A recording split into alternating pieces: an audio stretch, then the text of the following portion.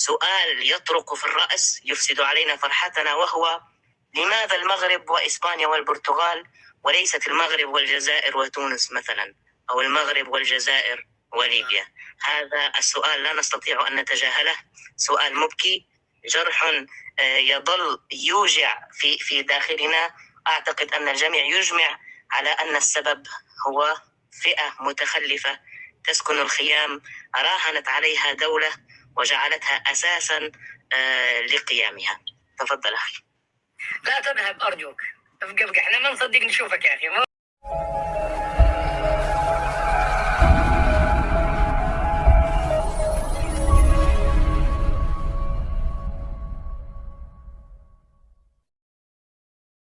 السلام عليكم ورحمة الله وبركاته. تحياتي للجميع.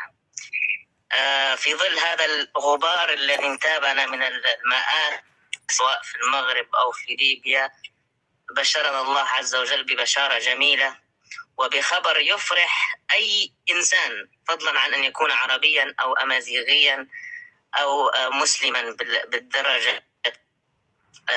انتصارات المغرب كإنسان يمتلك فطرة سليمة سوية يجب أن يفرح للمغرب، حتى بعد النكبة الأخيرة التي حصلت والضحايا الذين سقطوا في الزلزال. يفرحك لمجرد أنك إنسان فقط، فما بالك بأنك عربي أو أمازيغي أو مسلم.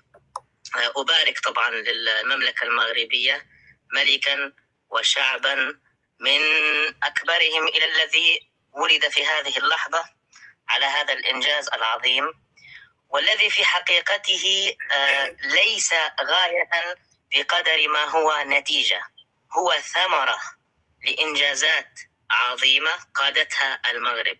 هذه الاستضافة جاءت للمغرب أكثر من كون المغربي قد طلبها، فقد طلبها المغرب عدة مرات وأخفق في ذلك لأنه لم يكن ناضجا ذلك النضوج الذي هو فيه المغرب اليوم.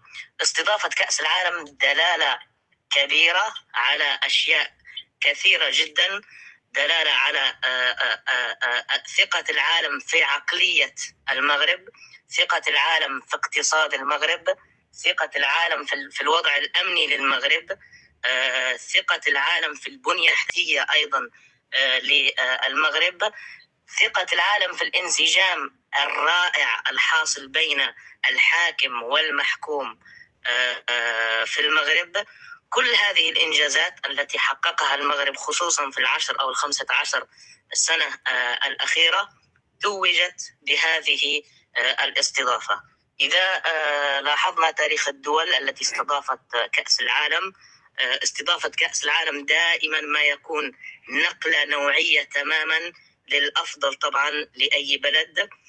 كوريا الجنوبية مثلا قبل كأس العالم وبعد كأس العالم تغيرت تماما للأفضل، تطور فيها الاستثمار، تطور فيها الاقتصاد.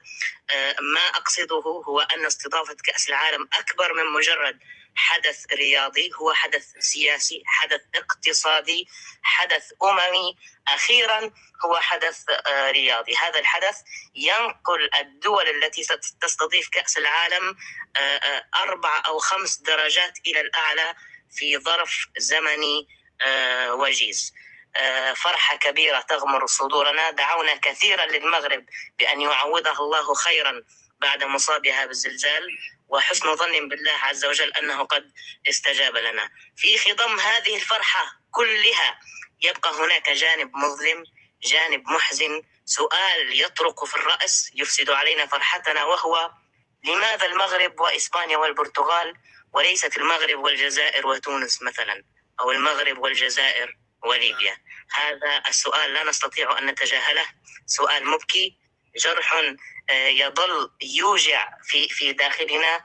أعتقد أن الجميع يجمع على أن السبب هو فئة متخلفة تسكن الخيام، راهنت عليها دولة وجعلتها أساسا لقيامها. تفضل أخي. لا تذهب أرجوك، ابقى احنا ما نصدق نشوفك.